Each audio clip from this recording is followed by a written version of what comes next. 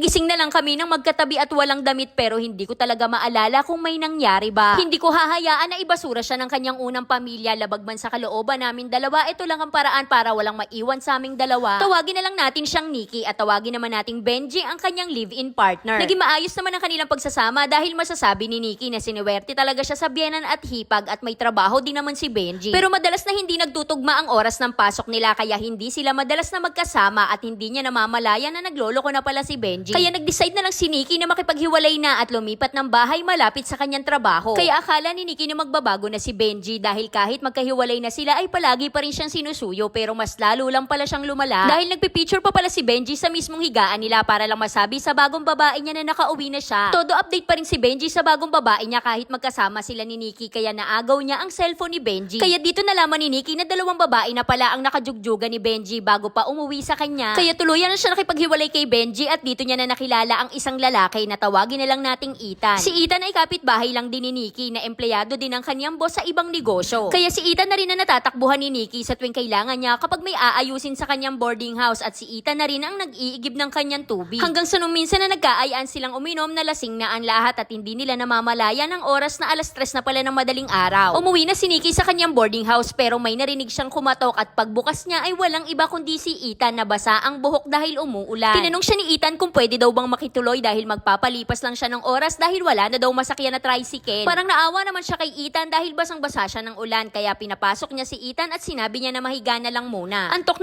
na rin si Nikki kaya nagbilin siya kay Ethan. Nagisingin na lang siya bago siya umalis ng bahay. Pero sobrang daldal talaga ni Ethan at kung ano-ano ang kinukwento niya hanggang sa hindi na mamalaya ni Nikki na nakayakap na pala sa kanya si Ethan. Hinayaan niya lang si Ethan na yumakap sa kanya dahil baka nasisikipan na siya at maliit lang ang higaan ni Nikki. Pero nagising na lang silang dalawa nang magkayakap at wala nang damit. Hindi alam ni Nikki kung may nangyari ba talaga sa kanila. Hiyang-hiya talaga si Nikki sa nangyari sa kanila dahil kinaumagahan ay nagkita sila sa trabaho at hindi makatingin sa kanya si Nikki. Nang bigla na lang siyang akbayan ni Ethan habang nakatalikod at sinabi na huwag kang magpahalata, dapat yung parang normal lang. Alam naman nilang lahat na close tayong dalawa kaya kumalma ka at huwag mo kong iwasan. Pero simula ng araw na yon ay paulit-ulit nang may nangyayari sa kanilang dalawa ni Ethan hanggang sa umabot ng 2 linggo. Para na silang mag-asawa dahil halos araw-araw nang umuwi sa kanya si Ethan hanggang sa pumutok ang issue. Sobrang dami na kasing nakakahalata dahil iba na daw talaga ang closeness nila hanggang sa isang araw na may nagchat kay Nikki. At sinabing hindi mo ba alam na may asawa at magkakaanak na yung kalandian mo? Wala naman daw talaga silang relasyon na formal ni Ethan pero nasaktan pa rin si Nikki sa kanyang mga nalaman. Humingi naman ng tawad sa kanya si Ethan at sinabi na una pa lang siyang nakilala ay nahulog na ang loob sa kanya. Pero mas pinili pa rin ni Nikki na tuluyan na makipaghiwalay kay Ethan hanggang sa isang araw bigla na lang nangamusta ulit sa kanya. Sinabi sa kanya ni Ethan na sobrang tagal na kitang hinahanap kaya wala namang maisagot si Nikki kundi buntis ako at ikaw ang ama. Kaya nagkita ulit silang dalawa para mapag-usapan ang tungkol sa pagbubuntis ni Nikki dahil wala naman siyang ibang malapitan. Dito na rin nila napag-usapan ang tungkol sa magiging setup nila dahil habang tumatagal ay nahahalata na rin ng mga katrabaho nila na lumalaki na ang tiyan ni Nikki. Hanggang sa nalaman na din ni Benji na buntis na si Nikki at ginulo siya sa kanyang tinutuluyang apartment at ito na rin na naging dahilan kaya kailangan niyang lumayo. Kaya naging magkalayo na rin sila ni Ethan dahil tumuloy na siya sa Maynila pero palagi pa rin silang nakakapag-usap na parang mag-asawa dahil palagi silang nag-I love you-han. Hindi naman nagtagal ay nalaman na rin ng asawa ni Ethan na nakabuntis siya ng iba at manganganak na rin si Nikki. Pinapili si Ethan ng kanyang asawa kung sino ba ang pipiliin niya, kung silang mag-ina o si Nikki at ang bata. Para kay Nikki ay okay lang naman kung sino ang piliin niya dahil alam niya na siya talaga ang tunay na mahal ni Ethan. Sila rin ang pinili ni Ethan pero parang naawa naman si Nikki sa asawa ni Ethan kaya hindi siya pumayag. Todo-todo din kasi ang pagmamakaawa ng asawa ni Ethan kay Nikki kaya hindi siya pumayag na ibasura niya ang kanyang unang asawa. Kaya sa ngayon ito na ang setup namin. Sa tuwing kailangan namin si Ethan ay kasama namin siya pero ka-live-in niya pa rin ang asawa niya. Parehong labag sa kalooban namin to pero ito lang ang paraan para walang maiwan sa amin dalawa ng asawa niya. Kaya gusto ko lang pong humingi ng payo kung dapat ko pa bang ituloy to o hindi na. Kaya hanggang dito na lang Ate Charis. Alam nyo mga kapatid, karamihan ng ating mga letter sender, alam naman talaga nila kung ano yung dapat gawin pero hindi lang nila ginagawa dahil hindi nila kaya. Lalo na kapag ganitong nagkaanak na, syempre habang buhay na koneksyon na yan sa ama. Pero para sa akin, sa ganitong klase ng sitwasyon, meron talagang isang kailangang magparaya. Hindi ko sinasabing si Nikki at hindi ko rin naman sinasabing yung asawa ni Ethan. Kasi alam mo yung pakiramdam na palagi na lang kayong nagkakasakitan, nakakasakit ka at nasasaktan ka rin. Kaya para dun sa tanong ni Nikki kung dapat niya pa bang ituloy ito, syempre ang sagot ng karamihan ay hindi na. Pero hindi kasi matitigil yan kung ikaw mismo hindi mo kayang bumitaw kay Ethan. Kaya kahit sabihin namin na wag mo nang ituloy, alam naman namin na hindi mo rin naman kami susundin. Kaya gusto ko na lang sabihin sa ating letter sender na hindi lang si nakikita ng lalaki sa mundo. Maraming lalaki na pwedeng magmahal sa'yo ng buo, yung wala kang kahati.